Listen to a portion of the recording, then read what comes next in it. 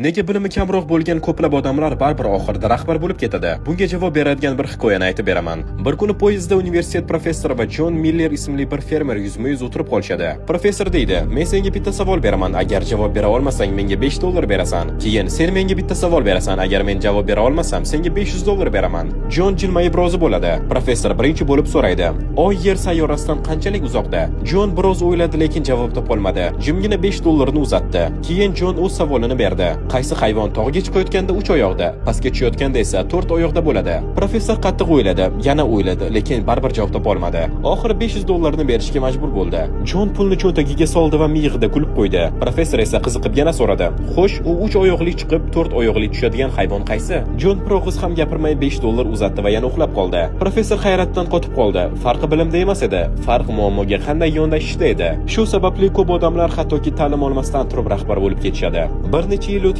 Jonning biznesi yurishib ketadi. U shaharga ko'chib o'tadi va eski uslubdagi do'konlari bilan mashhur gavjum ko'chada kichkina do'koncha ochadi. Ro'parasida esa Maykning poyabzal ta'mirlash ustaxonasi bor edi. U mahallada 20 yildan beri ishlaydigan mashhur joy. Mayk taglik almashtirardi, etiklarini tozalardi, tor poyabzallarni kengaytirardi. Bir kuni Jon oynasiga e'lon ilib qo'ydi: "Pochta ta'miri $10. O'sha kuniyoq tayyor bo'ladi." Mayk darrov payqadi. Bu uning narxidan ancha arzon edi. Ertasi kuni Mayk ham e'lon chiqardi: "Pochta ta'miri $8, sifat kafolatlanadi." Ko'p o'tmay ko'chaga singan poyabzal bilan keluvchilar ko'paydi, lekin Jon to'xtamadi. U yangi e'lon qo'ydi: $6. Tez, qulay, a'lo. Maykning jahli chiqdi. U yillar davomida bunday raqobatni ko'rmagan edi. Narxni yana tushirdi: $5. Bundan arzoni yo'q. Odamlar yana ham ko'paydi. Shunda Jon yana bir e'lon qo'ydi: $4 cheklangan vaqtda. Zarar ko'rayotgan va asabiylashayotgan Mayk ko'chani kesib o'tib, Jonning oldiga bordi va unga dedi: "Axir bu ahmoqlik-ku. Bu narxlarda ikkalamiz ham sinamiz. Ikkimizning biznesimizni ham yo'q qilyapsan" deydi. Jon xotirjam javob beradi: "Ikkalamizni emas, faqat senikini." Mayk qoshini chimirdi: "Nima deganing bu?"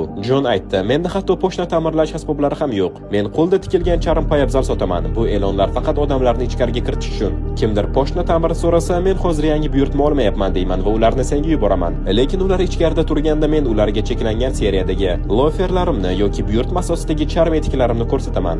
Mayk joyida qotib qoldi. U bilmagan holda Jonning o'yiniga tushib qolgan edi. Muvaffaqiyat har doim ham ko'proq bilishda emas, ko'proq ko'ra olishdadir. Bu diplomlar yoki sertifikatlar bera oladigan narsa emas.